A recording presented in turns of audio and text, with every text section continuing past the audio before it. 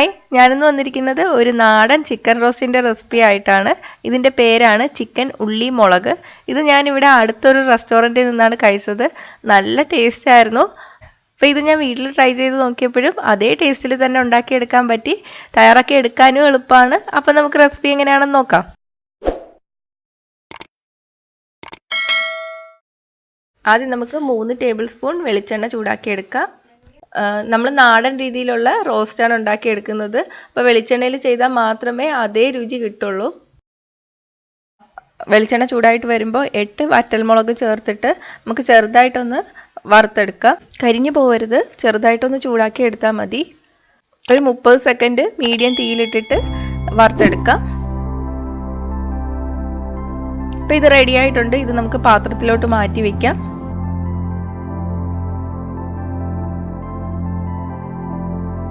ഈ എണ്ണയിലോട്ട് തന്നെ നമുക്ക് 1 കപ്പ് ചെറിയ ഉള്ളി ചേർത്തിട്ട് വഴറ്റിയെടുക്കാം. ഉള്ളി പെട്ടെന്ന് വഴന്നു വരാൻ വേണ്ടിയിട്ട് കുറച്ച് ഉപ്പും കൂടി ചേർത്ത് കൊടുക്കാം. ഉള്ളി ചെറുതായിട്ടൊന്ന് വഴന്നു വന്നാൽ മതി, ബ്രൗൺ നിറമൊന്നും ആവണ്ട. ഇപ്പോൾ ഉള്ളിയുടെ കളർ മാറി തുടങ്ങിയിട്ടുണ്ട്. ഇത് നമുക്ക് പാത്രത്തിലോട്ട് മാറ്റി വയ്ക്കാം.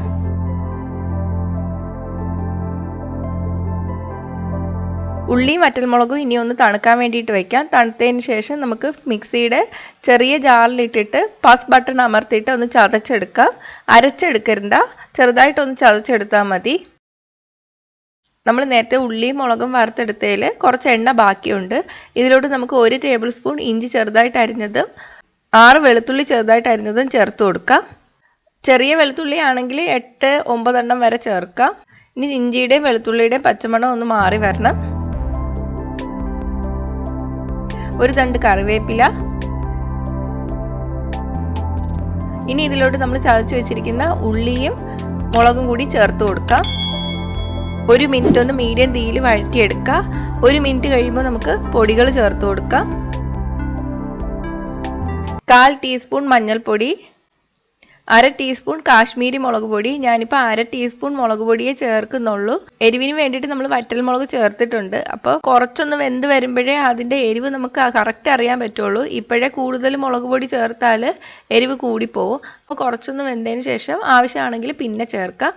1/2 ടീസ്പൂൺ മല്ലിപ്പൊടി. ഇനി ഇതെല്ലാം കൂടി ചേർത്തിട്ട് ഒരു മിനിറ്റ് നമുക്ക് നന്നായിട്ട് വഴറ്റിയെടുക്കാം. പൊടിയുടെ പച്ചമണമൊക്കെ മാറി വരണം. ഇനി ഇതിലോട്ട് നമുക്ക് ഒരു വലിയ തക്കാളി ചെറുതായിട്ട് മുറിച്ചത് ചേർത്ത് കൊടുക്കാം. ചെറിയ തക്കാളി ആണെങ്കിൽ 1.5 തക്കാളി വരെ ചേർക്കാം. ഇനി തക്കാളി നന്നായിട്ട് വെന്ത് വരണം.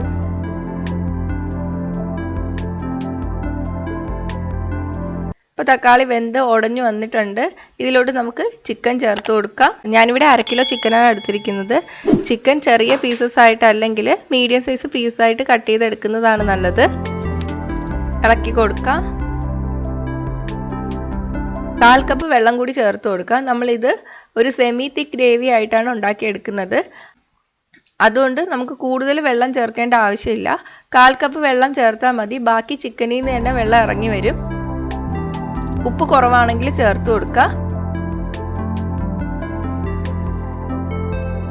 ഇപ്പോൾ ഒരു 10 മിനിറ്റ് കഴിഞ്ഞിട്ടുണ്ട്.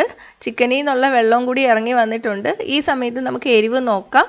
എരിവ് കുറവാണെങ്കിൽ ചേർത്ത് കൊടുക്കും. ഞാനിപ്പോൾ 1 ടീസ്പൂണോളം കാശ്മീരി മുളക് പൊടിയും കൂടെ ചേർത്ത് കൊടുക്കുകയാണ്. ഈ കറിക്ക് നമ്മൾ പച്ചമുളകൊന്നും ചേർക്കില്ല. കാശ്മീരി മുളക് പൊടി ചേർത്താൽ കളറും കിട്ടും, എരിവും കുറവായിരിക്കും. 1/2 ടീസ്പൂൺ ഗരം മസാലപ്പൊടി. ഇതെല്ലാം കൂടി ചേർത്തിട്ട് ഇനി കുറച്ചൊന്ന് വറ്റിച്ചെടുക്കണം. അപ്പോൾ വെള്ളമൊക്കെ വറ്റിയിട്ട് കുറച്ചും കൂടെ ഗ്രേവി തിക്കായിട്ട് വന്നിട്ടുണ്ട്.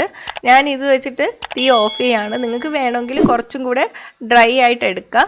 അപ്പോഴാണെങ്കിൽ നമുക്ക് സ്റ്റാർട്ടറായിട്ടൊക്കെ കഴിക്കാൻ പറ്റും. പക്ഷേ ഇത്രയും ഗ്രേവി ഉണ്ടെങ്കിലേ നമുക്ക് ചപ്പാത്തി, അപ്പം, ചോറിൻ്റെ കൂടെയൊക്കെ കഴിക്കാൻ പറ്റുള്ളൂ. വെള്ളം കൂടുതൽ ഒഴിച്ചിട്ട് ഗ്രേവി കൂട്ടിയാൽ ഈ കറിക്ക് ടേസ്റ്റ് കാണില്ല. അപ്പോൾ നമുക്കിത് സർവിങ് ഡിഷിലോട്ട് മാറ്റാം. നമ്മുടെ നല്ല ടേസ്റ്റി ആയിട്ടുള്ള നാടൻ രീതിയിലുള്ള ചിക്കൻ റോസ്റ്റ് റെഡി ആയിട്ടുണ്ട്. നല്ല എളുപ്പമാണിത് ചെയ്തെടുക്കാൻ വേണ്ടിയിട്ട്, നല്ല ടേസ്റ്റുമാണ്. ഗസ്റ്റൊക്കെ വരുമ്പോൾ ട്രൈ ചെയ്യാൻ പറ്റിയൊരു റെസിപ്പിയാണ്. അപ്പോൾ ഈ റെസിപ്പി ഇഷ്ടമായെങ്കിൽ ലൈക്ക് ചെയ്യുക, ഷെയർ ചെയ്യുക. ഇഷ്ടപ്പെട്ടില്ലെങ്കിൽ ഡിസ്ലൈക്ക് ചെയ്യുക. കൂടുതൽ റെസിപ്പികൾക്കായിട്ട് ചാനൽ ഇതുവരെ സബ്സ്ക്രൈബ് ചെയ്യാത്തവർ സബ്സ്ക്രൈബ് ചെയ്യാൻ മറക്കല്ലേ. എല്ലാ റെസിപ്പീസിൻ്റെ നോട്ടിഫിക്കേഷൻ ലഭിക്കാനായിട്ട് അടുത്തുള്ള ബെൽ ബട്ടൺ കൂടി ക്ലിക്ക് ചെയ്യണേ.